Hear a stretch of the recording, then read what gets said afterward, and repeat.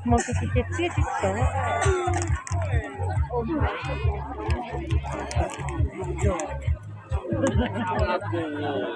Nanya petah mudah cepat. Untuk ini buat jasa. Bodoh ni.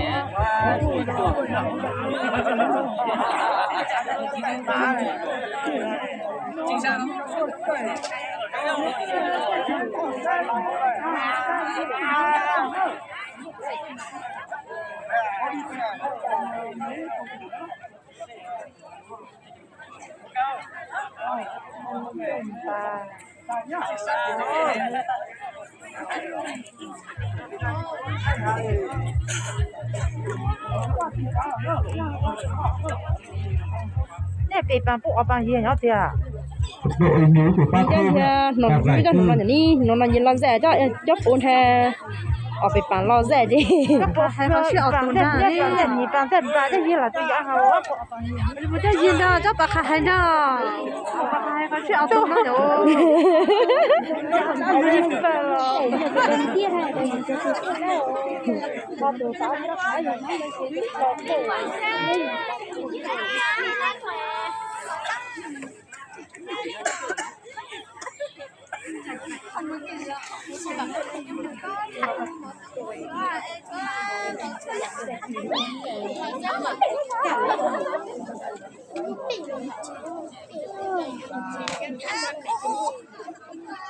thưa ban tổ chức, thưa các quý vị đại biểu, thưa các cầu thủ cùng toàn thể các vận động viên hòa chịp trong không khí đường đảng mừng xuân 2025.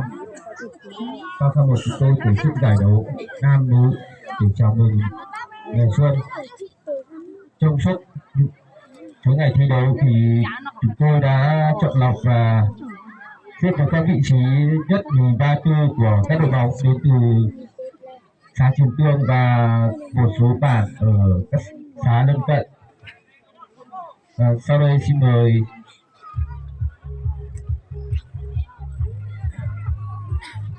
và ứng dụng Nhân lễ trao giải của chủ tịch ngày hôm nay, trân trọng giới thiệu đồng chí Giàng Lao Châu, chủ tịch mặt trận xã Kiến Quốc,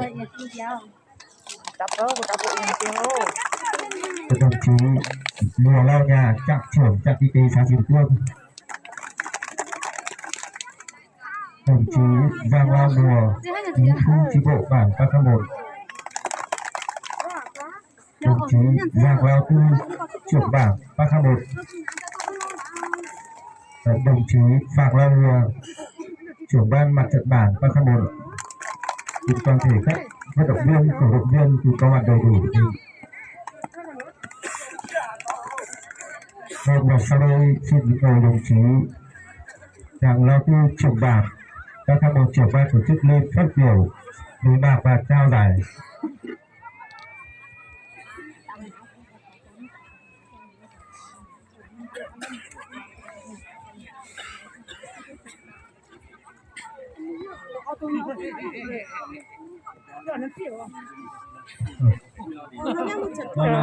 Kính thưa các quý đại biểu, khách quý, kính thưa các cầu thủ của 24 đội bóng tham dự giải, và kính thưa các anh chị em cùng tổng thể các cổ động viên có mặt tại buổi bế mạc của tổ chức cái giải bóng đá chào mừng giải Xuân Ất Tỵ 2025 của bản Pakhamot chúng tôi.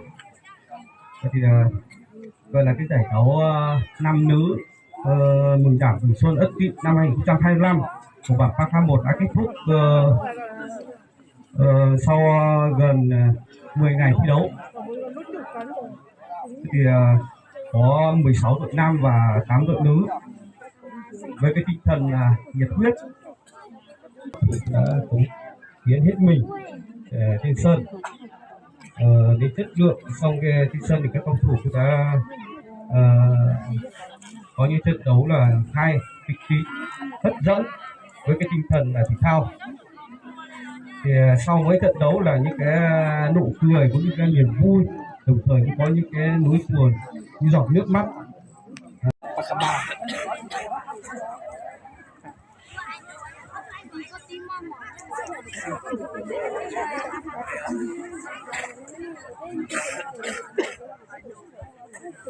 Và danh hiệu thủ môn bóng xuất sắc thuộc về cầu thủ Tánh Thị Liên của đội Lao Cô 2.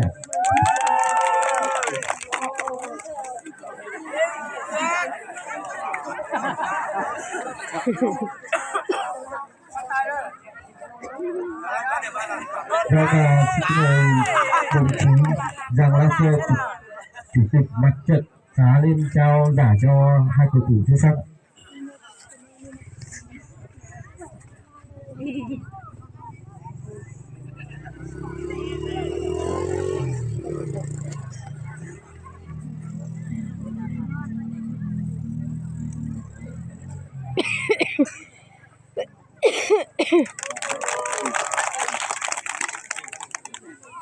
Thần nói nên nó tan đến chút tán nhưng mà từ từ nhỏ.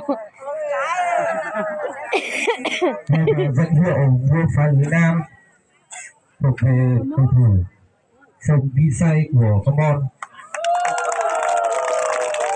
Danh hiệu vua phá lưới nữ thuộc về cầu thủ Tánh Thị Phạm của Pakhamot.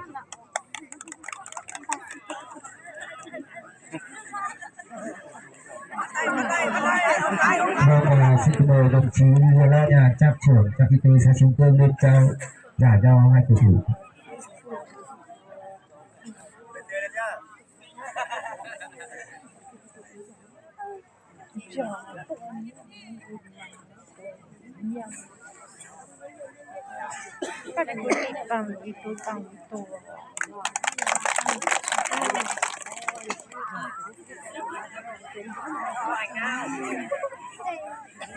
Đi đường này chứ. Hôm đó chưa?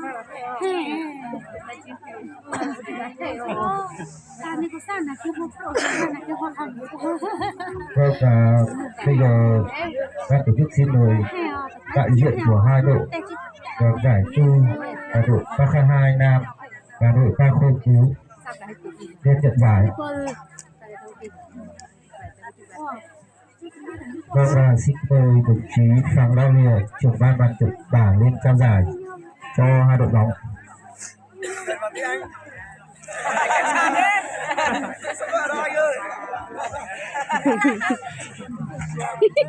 Dạ.